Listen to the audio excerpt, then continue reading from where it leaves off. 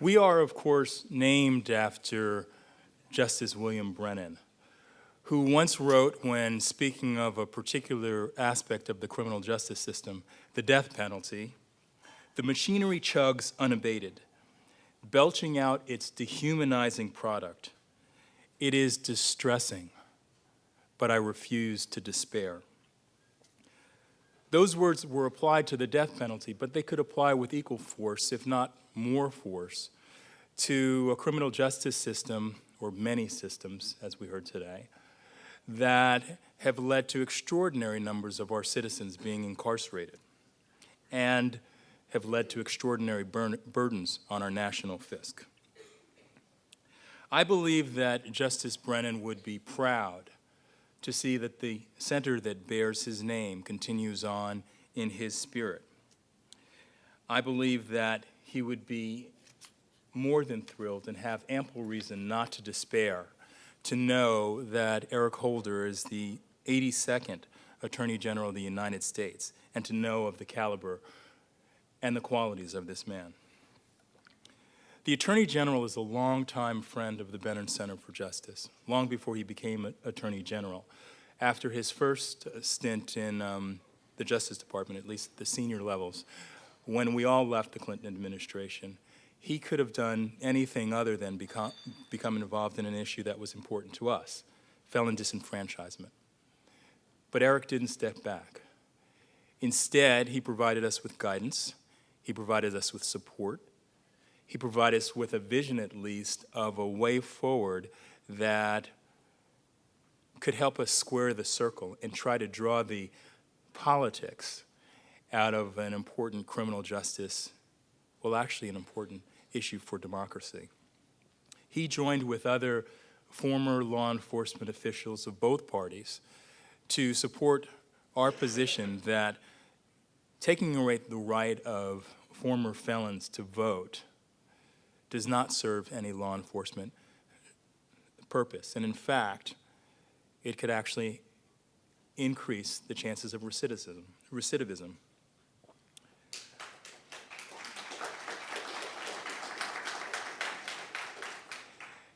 Many years later now, with the Attorney General in his office, he has at least 3 portraits of significant figures. The ones that I remember are Elliot Richardson, Robert Kennedy, and Janet Reno, all of whom were singular in their decency, they're singular in their love of country, and the vision that they brought to that office. As those portraits look down upon the business that's taking place at that meeting, they would see for sure insight. They would be witness to tremendous legal acumen. But what would give them, I think, greatest pride is that they would see tremendous heart. Eric Holder brings tremendous heart, along with all the other qualities, to this task. When I was a prosecutor, many of us followed a simple but personal rule. It wasn't required. When you walked out of the courtroom, you didn't walk through a side door. You walked through the public gallery. You did that because sometimes the victims of the crimes that you were prosecuting would be sitting there. You did that because sometimes the families of the defendants that you were prosecuting would be sitting there. You did that because you were not to forget the very human consequences of the decisions that we as assistant U.S. attorneys were making, as we as employees of the United States Justice Department were making. We had to remember those consequences. And I would say, in this Attorney General, you have someone who has taken those principles to scale. Eric Holder has been tremendous in his job, and he has been tremendous in reminding us all of the humanity that's affected by the consequences and the choices that we make. It is my pride, sense of privilege, and decided pleasure to introduce to you the 82nd Attorney General of the United States, Eric Holder.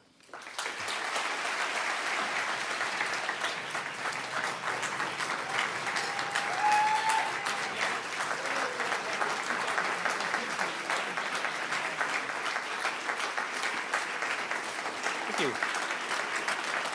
Thank you. Well, good morning. Whoa.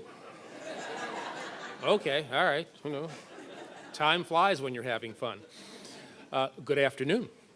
And thank you, Jim, for those kind words, for your friendship over the years, over the many years that we've known one another. And I was a little worried about what he could say in terms of his introduction. Jim has known me in a whole bunch of ways over the years, and he's loaded with a lot of really good ammunition that he could have used. So thank you for staying on script. He's been a friend for a good number of years. We served together in the Clinton administration. I want to thank him for his leadership, along with Doug Jones, another refugee from the Clinton administration who serves as the co-chair of the Brennan Center's Blue Ribbon Panel. I also want to take a special privilege just to say thank you to Congressman Jerry Nadler, who I saw earlier. There he is.